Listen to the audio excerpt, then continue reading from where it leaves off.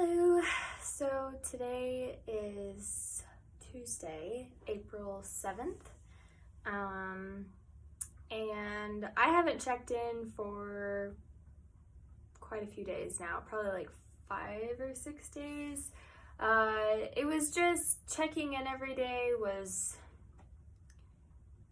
I don't know, it was kind of overwhelming to me, and honestly, to be completely honest, I've had a good last 5 or 6 days, just continuing to work.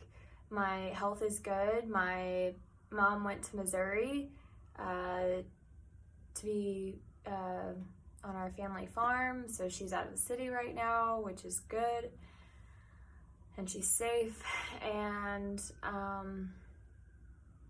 like the stuff that I was waiting on, as far as an online order for gloves and more zinc, that came in, so that was good. And I watched church online, and that was good. And everything was good. I mean, I know the weekend was kind of cruddy. It was cold, but me and my neighbor friend, we kind of made the most of it. So anyway, that's kind of why I haven't checked in. Like, I've just been enjoying being in the moment, enjoying the good days. We all need to be doing that right now. But to check back in on everything that's going on, as far as the world, it's just under 1.5 million now cases that are tested positive. And then there's just around, I want to say, 82,000 deaths so far. And mind you, this is just from the coronavirus, just since December, January? So, and we're still not at our peak. And that's just the United States. And then if you look at the United States, like, even the different states have different peak dates. So it'll be hard to get everyone on the same page. But back to America. So we're sitting at right around just under 400,000 confirmed cases after they had the more instantaneous testing available. The number's definitely been skyrocketing. It's something that they expected. They mentioned it multiple times over. So and then we're just around 13,000 deaths in the United States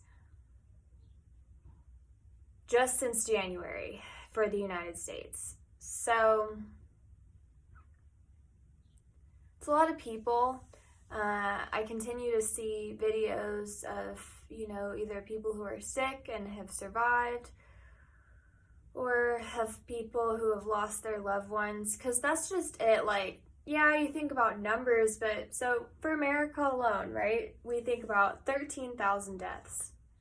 All right, 13,000, that's just a number, right? Like, if you leave it at just thinking about it as a statistic, as a number. But when you really think about each and every one of the 13,000 being loved by somebody, being someone's mother, being someone's sister, brother, uncle, grandpa, child, like each and every one of those 13,000 people that have lost their lives so far. It's a lot of suffering that people are going through right now, and I know that they won't be okay right now, but I want for them to be okay.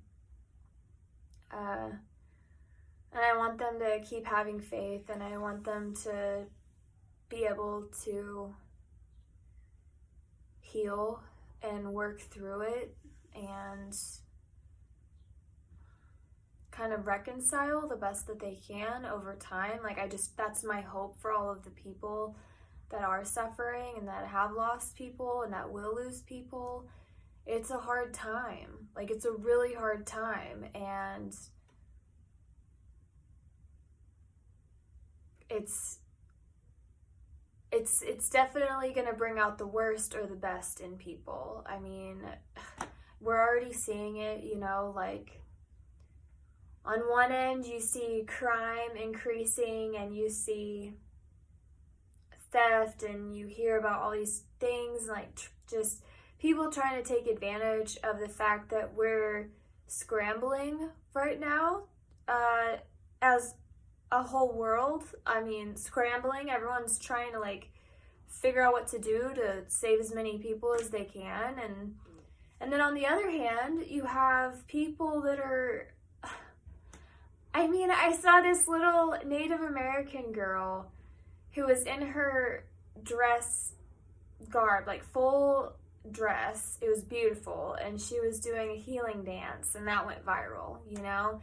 And then you hear about all of these companies or all these people donating money, resources, or their time.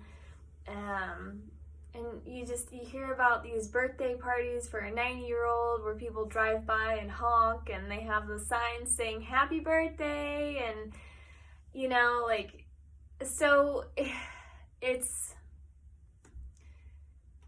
really either way. Like, this is just bringing out the depths of people, like to their core, are you good? To your core, are you bad? It's really shining a light on that right now, and especially like not just with the virus, which I know is the cause of all of this, but also with the economy, you know, like millions and millions of Americans, just Americans, because I don't know I do know that it's bad across the world, especially in India. I've seen some stuff where they're struggling in India.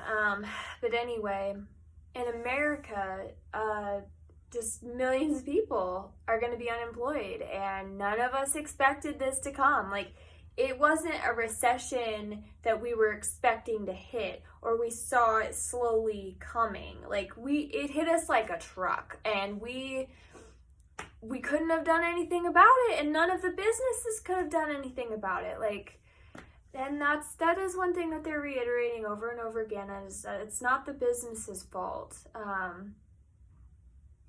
But as far as all of the unemployment, and as far as people, you know, either being kind of put in limbo where their job is just not having them work much right now, or they just literally got laid off, furloughed, whatever it may be,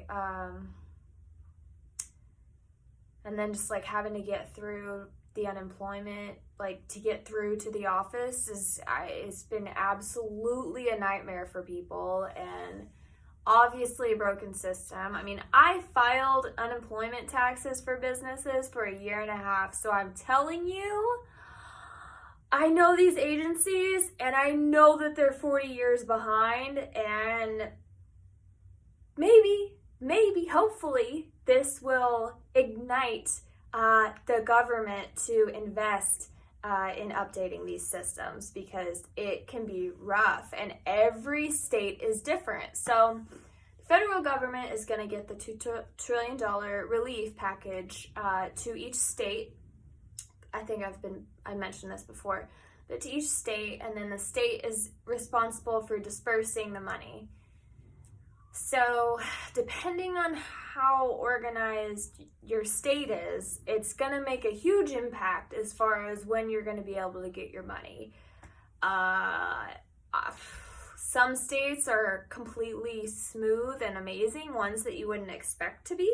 And then other states that you would expect more from, like bigger, more city states, like they don't have it together at all. But anyway, so I found myself very overwhelmed on Friday. Today's Tuesday. So that's another reason I took the break. I mean, kind of like I was touching on, but like I just noticed myself on Friday really too caught up in it. You know, I'm blessed so far, and I'm extremely fortunate to still have a home and to still have a job, and, you know, to not have any immediate family right now that is sick. You know, I'm so fortunate, and my heart breaks. It breaks for all the people that are suffering right now and that are losing people right now. And I just want them to know that, like, my thoughts and prayers are with them. I'm sending them, like, all the positive energy that I can. And I just hope that everyone will be okay through this. Obviously, we don't know that for sure. But we gotta have faith. We gotta have faith. You gotta hang on to the faith, because that is what's gonna get us through this. Like, if today was a beautiful day, even if things feel like they're falling around you, if today was a beautiful day, like, enjoy the small moments, enjoy and cherish the moments with your loved ones. Like, I know times are hard. And they pushed the stay-at-home distance, social distance everybody.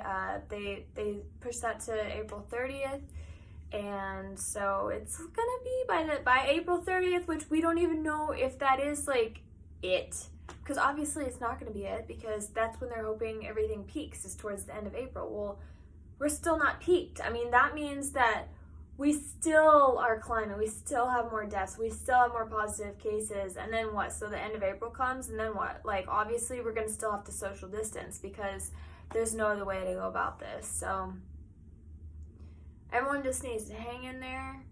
Enjoy the beautiful days. Today was beautiful outside. Stretch. Have plants around you. Enjoy your pets, enjoy your family, enjoy the birds, like singing outside. So just do everything you can to enjoy the little moments. And I guess I'll check in tomorrow. All right.